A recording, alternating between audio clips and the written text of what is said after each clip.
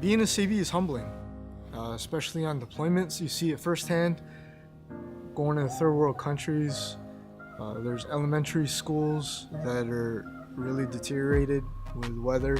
They just don't have the finances to upkeep. And there's children that are playing in mud, knee deep in the mud. It's difficult for them to learn. Their facilities, they don't have water or heat, depending on the climate, if it's hot or if it's cold. And then we arrive back here in the States where we see children in school, and there's definitely a day and night. When we were in Ethiopia, we renovated a auditorium for a school. The previous battalion that was there before us had pretty much conducted a lot of the demolition. When we got there, we replaced the majority of the tile, which was stone or quarry tile. We built a new stage that they use for, their daily activities and events and whatnot. We did a lot of window replacements. We also placed a lot of stucco for the majority of the building. But while we were there, we also were able to do a few small water well projects.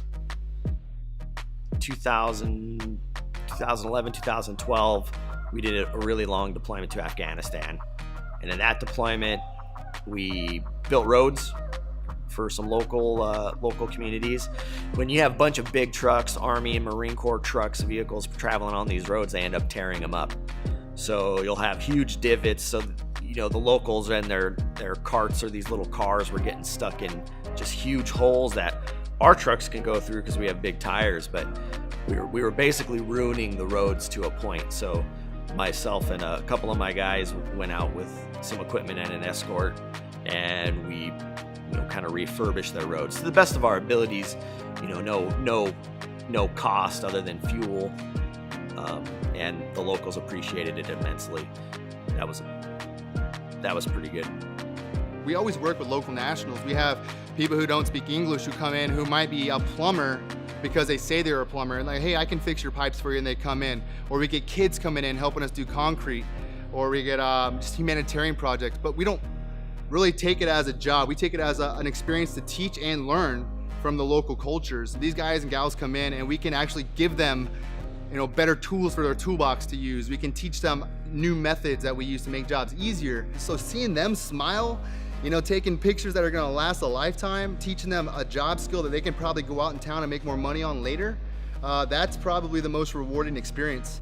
Being part of a water well team was probably my favorite experience as a CB so far. Being able to drill a well for water was absolutely mind-blowing. I thought it was the coolest thing, and I still do. When your primary focus is humanitarian missions, there's almost nothing that's more instantly gratifying than a water well. You punch a hole in the ground and water comes out and everybody's happy and splashing. It's amazing. It's really humbling. And that's changed my life in the United States especially. I mean, I'm never not gonna be happy for what I have. And when I have too much, I give as much as I can back, because I don't need much anymore. Just seeing that, it's life-changing.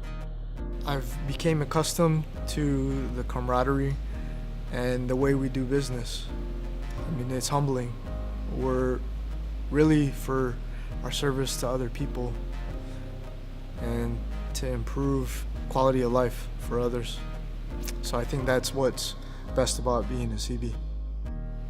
Being a CB is by far the hardest thing that I've ever had to do in my life, or ever tried to do, because when you are in these shoes and you're working at it every day, it takes every bit of you.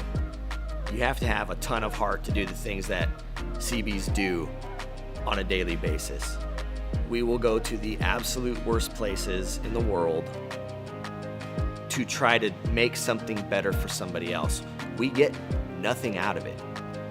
So if you ever want to just 100% give back, then being a CB is by far a solid way to do that.